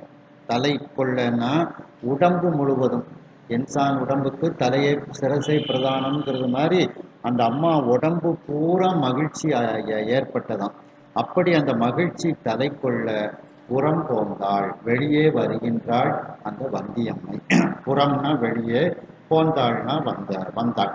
அதாவது கூலிக்கு ஆளு என்னை யாராவது கூப்பிடுதீங்களா அப்படின்னுட்டு கேட்ட சத்தத்தை கேட்ட உடனேயே அந்த அம்மாவுக்கு குழந்தை பேரு ரொம்ப நாள் இல்லாம ஒருத்தங்களுக்கு நீண்ட காலத்துக்கு அப்புறம் குழந்தை பேரு கிடைச்சதுன்னா அவங்க எப்படி மகிழ்ச்சி அடைவார்களோ அதுபோல அந்த வந்தியம்மை வெளியே வந்தாளாம். ரெண்டாவது, இந்த அம்மா தான் சுவாமிக்கு தாய் போன்றவள். அதனால தன்னுடைய குழந்தையினுடைய சத்தத்தை கேட்டு அந்த அம்மா வெளியில வருகின்றாள் அப்படின்ட்டு. ஒலிக்கின்ற வேத முடிவின் உச்சியில் இருக்கக்கூடிய தாமரை போன்ற திருவடியை உடைய அந்த சிவபெருமானுடைய திருவடியை இப்பொழுது நிலமகள் சூடுமாறு இந்த பூமியில் சிவபெருமான் நடந்து வருகின்றார். வரும்போதே அவர் என்னை கூலி கொடுத்து என்னை வேலைக்கு அமர்த்தி கொள்வார்கள் யாரும் இருக்கின்றார்களா என்று திரும்ப திரும்ப சொல்லிக்கொண்டே அவர்கள் வருகின்றார். இது எப்படி இருக்கின்றது என்றால், அந்த மறை திருமொழி வேதங்களில் உள்ள அந்த வேத வாக்கியங்கள், அந்த வேத ஸ்லோகங்கள் எல்லாம் என்னை காப்பாற்று காப்பாற்று என்று ஓலமிட்டு கொண்டு இருப்பது போல இவர் என்னை யாராவது வேலைக்கு வைத்துக் கொள்கிறீர்களா என்று தன்னுடைய உரையை, தன்னுடைய வார்த்தையை எங்கும் கத்திக்கொண்டு பரப்பிக்கொண்டு அவர் வருகின்றார். அழுகின்ற கண்ணீர் கடலில் மூழ்கி இருந்து துன்பத்தை அடைந்த அந்த வந்தியம்மையினுள் இருக்கக்கூடிய வீதி இடத்திலும் வந்து சொக்கநாத பெருமான் இவ்வாறு என்னை யாரும் வேலைக்கு வைத்துக் கொள்கின்றீர்களா என்று கத்திக்கொண்டே அவர் இருக்கின்றார். இந்த கூலியாளாக வரக்கூடிய சொக்கநாத பெருமானுக்கும் தாயும் தந்தையும் மற்றவர்களும் இல்லாதவர். அப்படி வரக்கூடிய அந்த ஒப்பற்ற கூலியாளாகிய அந்த மைந்தனாகிய அந்த சொக்கநாத பெருமானுடைய வாயிலிருந்து மலர்ந்து வரக்கூடிய அந்த குரலை கேட்டவுடன் வந்தியினுடைய சிந்தையில் இருக்கக்கூடிய கவலையானது முதலில் நீங்கி விடுகிறது. ஆகா, ஒரு கூலி ஆள் நமக்கு கிடைத்து விட்டார் என்ற மகிழ்ச்சியில் அவளுடைய கவலையானது நீங்கி விடுகிறது. நல்கூர்ந்தார், மக்கட்பேறு இல்லை என்கின்ற ஒரு வறுமையை உடைய ஒரு தம்பதியர், அவர்களுக்கு செல்வமிக்க ஒரு மகப்பேற்றினை இறைவன் தந்தபோது அவர்களுக்கு எப்படிப்பட்ட ஒரு மகிழ்ச்சி ஏற்படுமோ, அந்த உடம்பு முழுவதும் அந்த மகிழ்ச்சி எப்படி ஏற்படுமோ அப்படிப்பட்ட ஒரு மகிழ்ச்சியோடு வந்தியம்மை இப்பொழுது வெளியே வருகின்றாள். ஏனென்றால் அந்த வந்தியம்மைக்கு சிவபெருமான் தான் மகன். அப்படிப்பட்ட அந்த சிவனையே தன்னுடைய மகனாக கொண்டவள் அந்த வந்தியம்மை. அப்படிப்பட்ட அந்த வந்தியம்மை தனக்கு ஒரு குழந்தை செல்வம் கிடைத்தால் எப்படி ஒரு தம்பதியர் மகிழ்ச்சி அடைவார்களோ அதுபோன்று அந்த வந்தியம்மையினுடைய உடல் முழுவதும் மகிழ்ச்சி ஏற்பட்டு இப்பொழுது வந்தியம்மை வெளியே வந்து அந்த கூலியாளை பார்ப்பதற்காக அவள் வருகின்றாள்.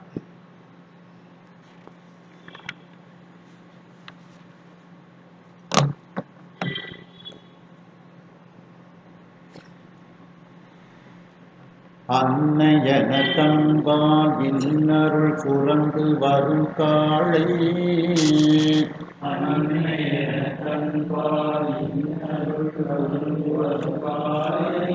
தன்னை அழைத்து எனக்கு அழந்த கரை அடைத்து தருவாயோ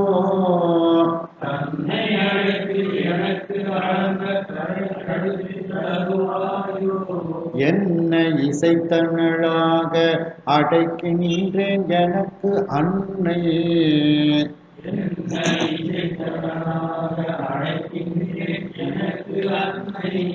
பின்னை அதற்கு இடும் கூலியாது என்றார் பெருமுதியாள்.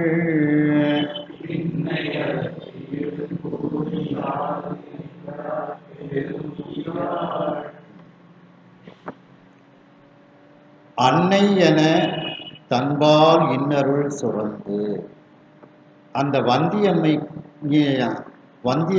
தான் தனக்கு அன்னை என்று அந்த தன்பால் அப்படின்னா வந்தியின் பால், அந்த வந்தியம்மையின் பால் இன்னருள் சுரப்பதற்காக இனிமையான அருளை கொடுப்பதற்காக வரக்கூடிய அந்த காளை போன்று வரக்கூடிய அந்த கூலியாளை பார்த்து அந்த காளை தன்னை அழைத்து அந்த காளை போன்று இருக்கக்கூடிய அந்த சொக்கநாத பெருமான் கூலியாளை இப்பொழுது வந்தியம்மையார் அழைக்கின்றார்கள்.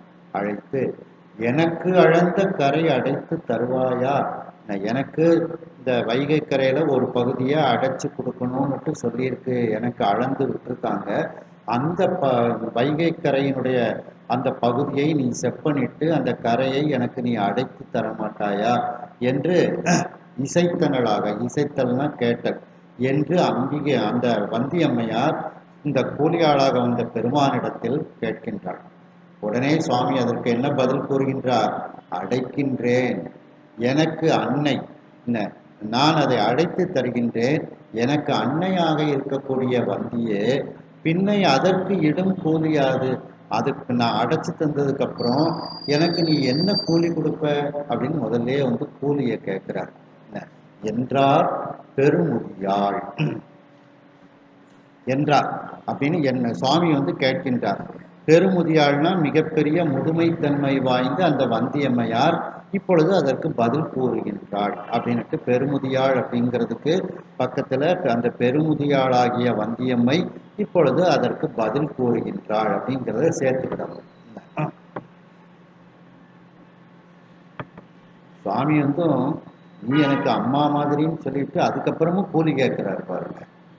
எனக்கு என்ன கூலி தருவ அப்படின்ட்டு. அது எதனால அப்படின்னா அந்த அம்மா கூலியா பிட்டை தருவா, அந்த பிட்டை எல்லாரும் உலகம்லாம் பார்க்குமாறு நான் சாப்பிடுவேன் அப்படிங்கிறதுக்காக வேண்டிதான்.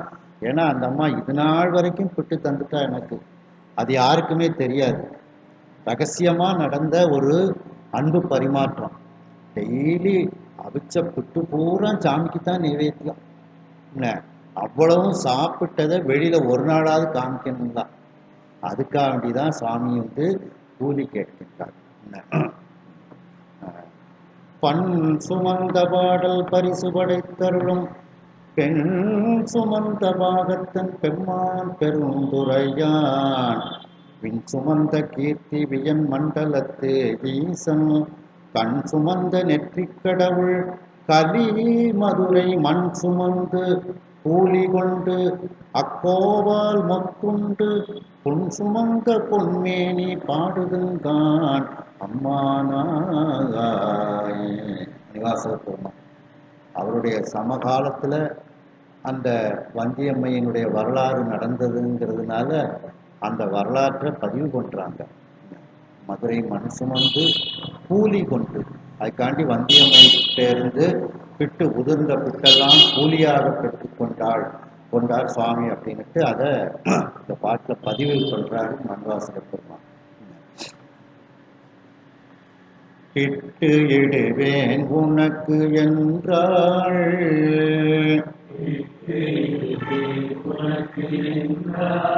அதற்கு இசைந்து பெரும் பசியால்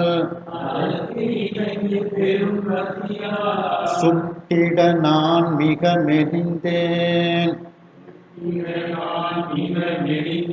சுவை பெட்டில் உதிர்ந்த எல்லாம் இட்டிடுவாய் அது முந்த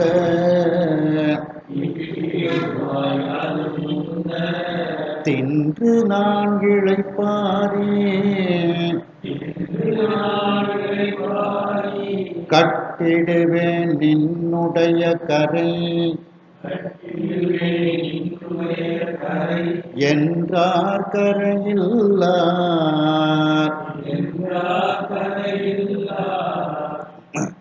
உடனே அந்த அம்மா சொல்றாங்க, பிட்டு இடுவேன் உனக்கு என்றார். உனக்கு பிட்டு சாப்பிட்றதுக்கு நான் நிறைய தாரேன் அப்படின்னு சுவாமிகிட்ட சொல்றான். அதற்கு இசைந்து, அதற்கு அந்த கூலியாள் சரி அப்படின்ட்டு ஒப்புக்கொள்கின்றார். என்ன உடனே அந்த அம்மாட்ட கேட்குறா, எனக்கு கேட்குறாரு சுவாமி, எனக்கு இப்போ ரொம்ப பெரும் பசியா இருக்கு. என்ன பெரும் பசியால் சுட்டிட, மிகப்பெரிய பசி என்னுடைய வயிற்றை சுட்டு கொண்டு இருக்கிறது. நான் மிக மெலிந்தேன். நான் அந்த பசி என்கின்ற வருத்தத்தில் மிகவும் துன்பப்பட்டு கொண்டிருக்கின்றேன். சுவை பிட்டில், சுவையாக நீ வைத்திருக்கக்கூடிய பிட்டில் உதிர்ந்த எல்லாம் இட்டிடுவாய். உதிர்ந்த புட்டெல்லாம் எனக்கு கொடு.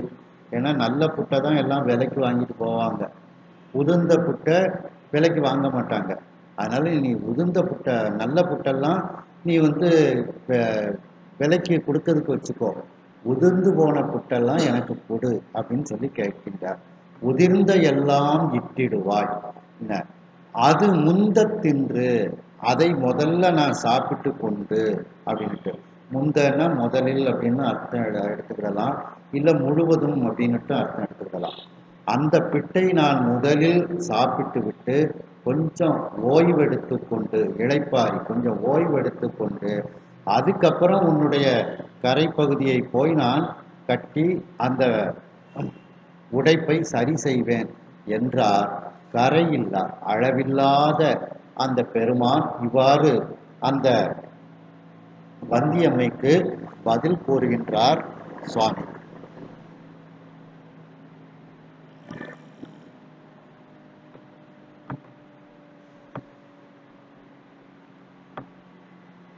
அன்னை என்று வந்தியை மனதில் நினைத்து கொண்டு அந்த வந்தியினிடத்தில்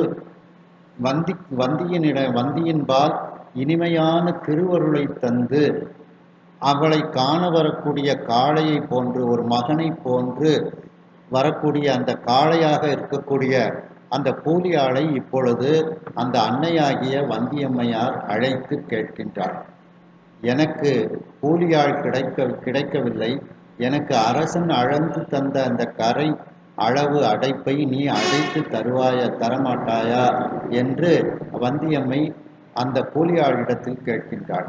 உடனே அதற்கு அந்த கூலியாள், அடைத்து தருகின்றேன், எனக்கு அன்னையாக இருக்கக்கூடிய நீ அந்த வேலை செய்ததற்கு பிறகு எனக்கு தரக்கூடிய கூலி என்ன என்று கேட்கின்றார்.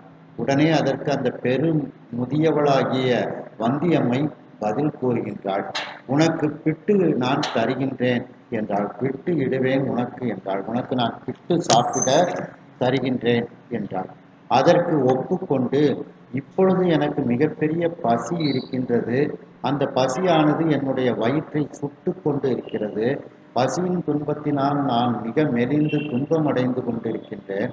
அந்த நீ வைத்திருக்கக்கூடிய சுவையான பிட்டில் உதிர்ந்து போன பிட்டுக்களை எல்லாம் எனக்கு தருவாயாக. அந்த பிட்டை நான் முதலில் தின்று கொண்டு நான் சிறிது ஓய்வெடுத்து கொண்டு அதன் பிறகு உன்னுடைய அந்த வைகை கரையில் உனக்கு அளந்து தந்த கரைக்கு சென்று அதை கட்டி முடித்து விடுவேன் என்று அளவில்லாதவர் இவ்வாறு வந்தியம்மைக்கு பதில் கூறுகின்றார். தெள்ளி அடி சிற்றுண்டி சிக்கு சிக்கு அடைந்த பொதி நீக்கி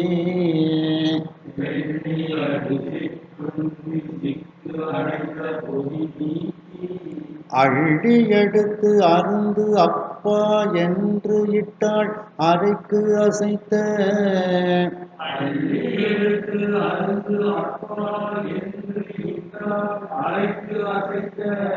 புள்ளி உடை துகில் நீத்தார் புறத்தானை விரித்து ஏந்தி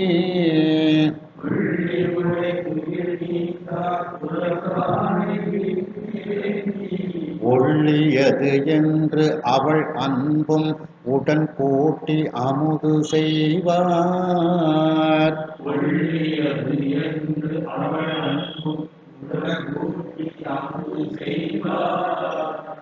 இந்த பிட்டுலாம் சாப்பிடும்போது பக்கத்துல தண்ணி வச்சுக்கிட்டு சாப்பிடணும்.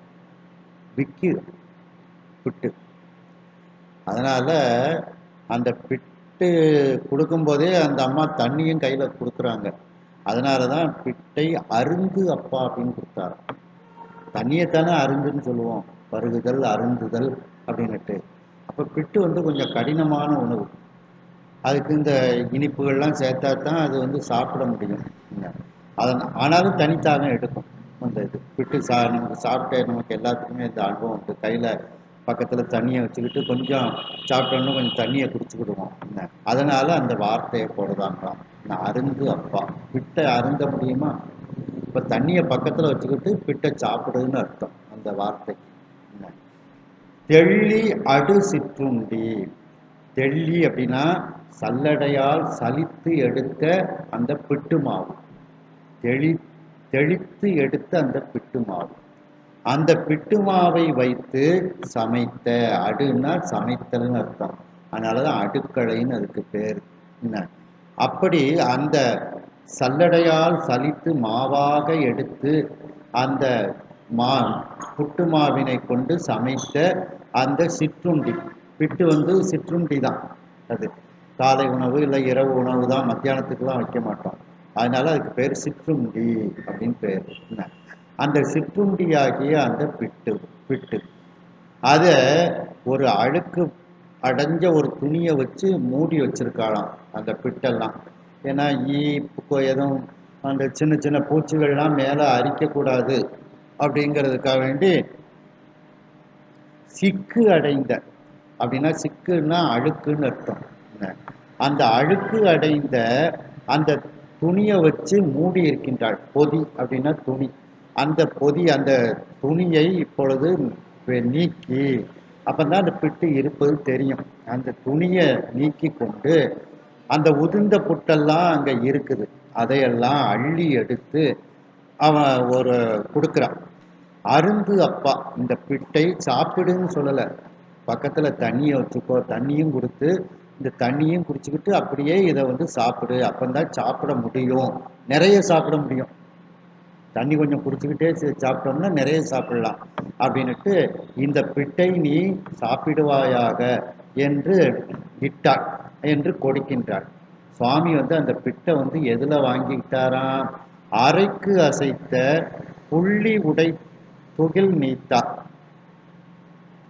அந்த சுவாமி தன்னுடைய அறைக்கு இடுப்பில் அந்த மான்தோலையெல்லாம் அவர் விலக்கி விட்டு வேற ஒரு துணியை, ஒரு அழுக்கடைஞ்ச துணியா அவர் இடுப்புல கட்டிட்டு வந்திருக்கிறாரு. ஏன்னா அந்த புள்ளி உழைமானின் தோலை பார்த்தாங்கன்னா சாமி தான் வந்திருக்காருன்னு எல்லாருக்கும் தெரிஞ்சிடும். அதனால புள்ளி உடை துகில் நீத்தா, அந்த சுவாமிக்கு உரிய கோலங்களை எல்லாம் விலக்கி விட்டு இடுப்புல ஒரு அழுக்கு கந்தல் துணியை கட்டிக்கிட்டு வந்தாராம். அப்படி அந்த அறைக்கு அசைத்த புள்ளி உடை துகிலை நீக்கிவிட்டு அதற்கு பதிலாக ஒரு அழுக்கடைந்த கந்தை துணியை கட்டி கொண்டு வந்த அந்த பெருமான் மேல ஒரு சின்ன துண்டு போட்டிருக்காரு. அதுக்கு பேர் புறத்தானைன்னு பேர். முந்தானைன்னு சொல்லுதோம் பார்த்தீங்களா? பெண்கள் அந்த மேல அணிந்த இதுக்கு முந்தானைன்னு சொல்லுவாங்க. ஆண்களும் அதுக்கு பதிலாக ஒரு துண்டு போட்டிருப்பாங்க. அந்த முந்தானை போல இருக்கக்கூடிய அந்த துண்டை விரிச்சு அந்த பிட்டெல்லாம் ஏந்தி வாங்குதார். துண்டுல அந்த பிட்டை வாங்கி கொள்கின்றார். வாங்கி கொண்டு ஒள்ளியது என்று, ரொம்ப சுவையா இருக்கு இந்த பிட்டு. ஒள்ளியதுன்னா சுவையானது, வெண்மையானது. பிட்டு பொதுவாக வெண்மை நிறமாக அந்த அரிசி கலர்ல இருக்கும். அப்படி வெண்மையானது, மிகவும் சுவையானது என்று அவள் சில இடங்கள்ல அந்த சிகப்பு அரிசியை வச்சு சிகப்பு கலர் பிட்டும் இருக்கும், வெண்மை கலரான பிட்டும் வெள்ளை அரிசியை வச்சு பண்ணுவாங்க. அப்போ வெண்மையானது சுவையானது என்று அந்த அம்மையினுடைய அன்பையும் சேர்த்து உடன் கூட்டி அதை அமுதாக சுவாமி சாப்பிட்டாராம். அமுது செய்வார், அமுதத்தை போல சுவாமி அந்த பிட்டை சாப்பிட்டு அந்த அம்மைக்கு பேரருள் செய்வதற்காக அந்த பிட்டை அவர் சாப்பிட்டார்.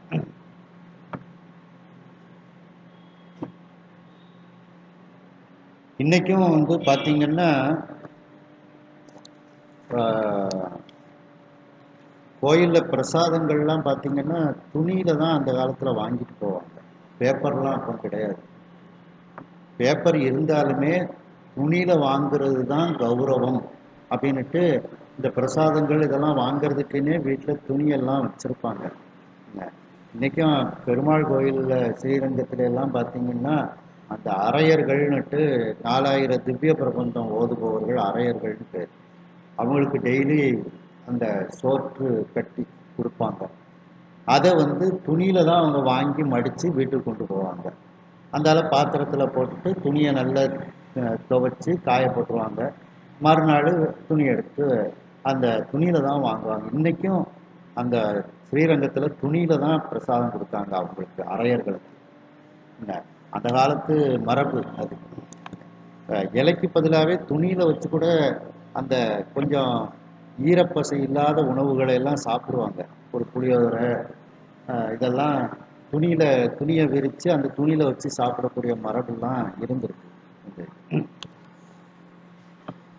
அதை மாதிரி சுவாமியும் அந்த முந்தானையாக இருக்கக்கூடிய அந்த துண்டை விரித்து அந்த அம்மாட்டேருந்து அந்த பிட்டை வாங்கி ரொம்ப சுவையாக இருக்கு அப்படின்னுட்டு சொல்லி அந்த அந்த அம்மையினுடைய அன்பையும் சேர்த்து அவர் அமுதமாக சுவாமி உண்டாராம்.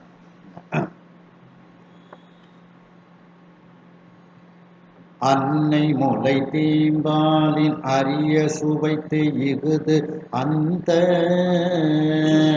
அன்னை முளை தீம்பாலின் அரிய சுவைத்து இங்கு அந்த தென்னவனாய் உலகு ஆண்ட திரு ஆலவாயுடைய தென்னவனாய் உலகாண்ட திரு ஆலவாயுடைய மன்னர் பிரான் தனக்கேயாம் என்று என்று வாய்ப்பெய்து மன்னர் பிரான் தனக்கேயாம் என்று என்று வாய்ப்பெய்து சென்னி அசைத்து அமுது செய்தார் தீவாய் நஞ்சு அமுது செய்தார் சென்னி அசைத்து அமுது செய்தார் தீவாய் நஞ்சு அமுது செய்தார். அந்த தாயினுடைய மார்பகத்திலிருந்து வரக்கூடிய இனிமையான பாலை விட மேலான சுவை உடையதாக இந்த பிட்டு இருந்ததாம். இது அந்த தென்னவனாய் உலகு ஆண்ட இந்த பிட்டானது அந்த பாண்டிய மன்னனாக, தென்னவன்னா பாண்டியன், அந்த பாண்டிய மன்னனாக அந்த மதுரை மாநகரத்திற்கு அரசனாக முடிசூட்டி கொண்டு இந்த உலகத்தையே ஆண்ட அந்த திரு ஆலவாயுடைய மதுரையம்பதியை உடைய மன்னர் பிரானுக்கே உரிய இந்த பிட்டு அப்படின்னு சொல்லிக்கொண்டே சாப்பிட்டாராம். அப்பா, நீ சுவாமிக்கு செஞ்ச மாதிரிலாம் இந்த பிட்டு இருக்கு, சிவபெருமானுக்கு செஞ்ச மாதிரிலாம் ரொம்ப இனிமையாக இந்த பிட்டு இருக்கு. டெய்லி அந்த அம்மா சிவபெருமானுக்கு தான் செஞ்சு கொடுக்கு. ஆனால் இவர் என்ன சொல்றாரு, டெய்லி சிவபெருமானுக்கு நீ இந்த பிட்டை செஞ்சு கொடுக்குற மாதிரி நல்ல டேஸ்டாக இனிமையாக நீ செஞ்சிருக்க அப்படின்னு சொல்லிக்கொண்டே சாப்பிட்டாராம் சுவாமி. இந்த மன்னர் பிரான் தனக்கேயாம், அந்த திரு ஆலவாயிலுடைய சொக்கநாத பெருமானுக்குன்னுட்டு சிறப்பாக தயார் செய்து தந்த பிட்டை போல இது இருக்கின்றது என்று என்று அப்படின்னு சொல்லிக்கொண்டே வாய்ப்பெய்து வாயில் அந்த பிட்டை போட்டு சென்னி அசைத்து ரொம்ப ருசியா இருக்கு அப்படின்னு தலையை அசைச்சுக்கிட்டே அவரு அமுது செய்தார். அந்த பிட்டையெல்லாம் சாப்பிட்டு முடித்தார். இந்த பெருமான் எப்படிப்பட்டவர்? தீவாய் நஞ்சு அமுது செய்தார்.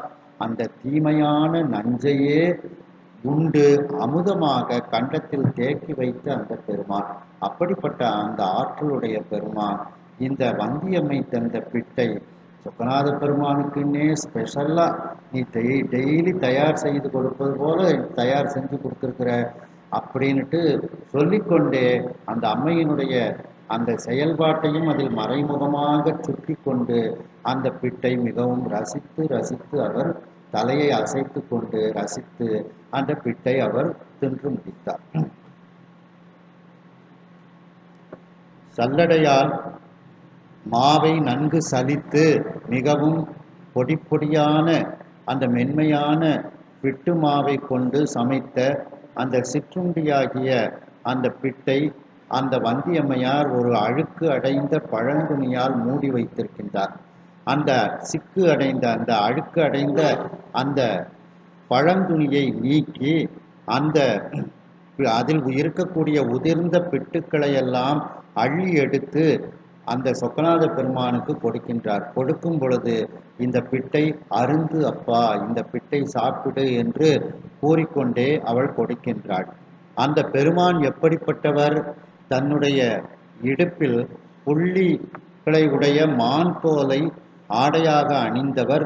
அந்த மான் தோலை இப்பொழுது அணியாமல் இடுப்பில் ஒரு அழுக்கு துணியை அணிந்து கொண்டு ஒரு கூலியாளாக வந்த அந்த பெருமான் தன்னுடைய கழுத்தில் அணிந்திருந்த அந்த முன்றானை போன்ற ஒரு துண்டை விரித்து அந்த அம்மையார் தந்த பிட்டையெல்லாம் ஏந்தி வாங்கி கொண்டு மிகவும் வெண்மையாக அழகாக இருக்கிறது, மிகவும் சுவையாக இருக்கிறது என்று கூறிக்கொண்டே அந்த அம்மை தந்த அன்பையும் உடன் கூட்டி அந்த பிட்டை இப்பொழுது அவர் சாப்பிட்டு கொண்டே அமுதாக சாப்பிட்டு கொண்டே இருக்கின்றார். அந்த பிட்டி எப்படி இருக்கின்றது என்றால் தாயினுடைய மார்பகத்தினுடைய இனிமையான பாலை விட மேலான சுவை உடையதாக அந்த பிட்டானது இருக்கின்றது. இந்த பிட்டானது இந்த தென்னவனாக பாண்டியனாக முற்காலத்தில் இந்த உலக சோமசுந்தர பெருமானாக மதுரையம்பதிகள் முடிசூட்டி கொண்டு இந்த உலகத்தையே ஆண்ட அந்த திரு ஆலவாயுடைய மன்னர் பிரானாக இருக்கக்கூடிய சொக்கநாத பெருமானுக்கே என்று சிறப்பாக செய்யப்பட்ட பிட்டாக இது இருக்கின்றது என்று, அதாவது சிவபெருமானுக்கே தயாரிக்கப்பட்ட பிட்டை போல இது இருக்கின்றது. அதான் டெய்லி சாப்பிட்டு இருக்காரு என்ன அப்படின்னு அந்த அம்மா செயலை குறிப்பிட்டு காண்பிக்கின்றார். அவருக்காகவே சிறப்பாக தயாரிக்கப்பட்ட பிட்டை போல இருக்கின்றது என்று சொல்லிக்கொண்டே வாயில் அந்த பிட்டை அவர் அள்ளி போட்டுக்கொண்டு தலையை ருசியின் காரணமாக அசைத்து கொண்டு அந்த பிட்டை அமுதாக சாப்பிடுகின்றார். அந்த பெருமான் எப்படிப்பட்டவர்? தீய நஞ்சையும் அமுதமாக உண்ட அந்த பெருமான் இப்பொழுது இந்த பிட்டையும் அமுதமாக சாப்பிட்டார். அதுலயே இந்த இதை சொல்றாங்கன்னா, தேவர்கள்லாம் யாராவது நஞ்சை கொண்டு போய் சாமிக்கு கொடுப்பாங்களா? ஆனாலும் எங்களை காப்பாத்து, இந்த நஞ்சை நீ எடுத்துக்கோன்னு அவங்க அன்போடு கொடுத்ததுனால நஞ்சையும் அமுதாக செய்தவர் இந்த அம்மா. பேரன்போடு பிட்டை கொடுத்தா ஒரு சும்மா விடுவாரா?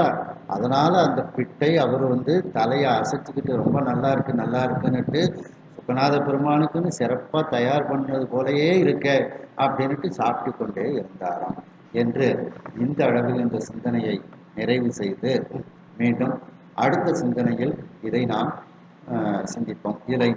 இதில் பார்த்தீங்கன்னா, அந்த தாயினுடைய இனிமையான பாலை விட சுவை உடையது அப்படின்னு ஒரு வார்த்தையை போடுறாங்க. அது எதனால அப்படின்னா, அந்த தாய்ப்பால் சிறப்பு உடையது.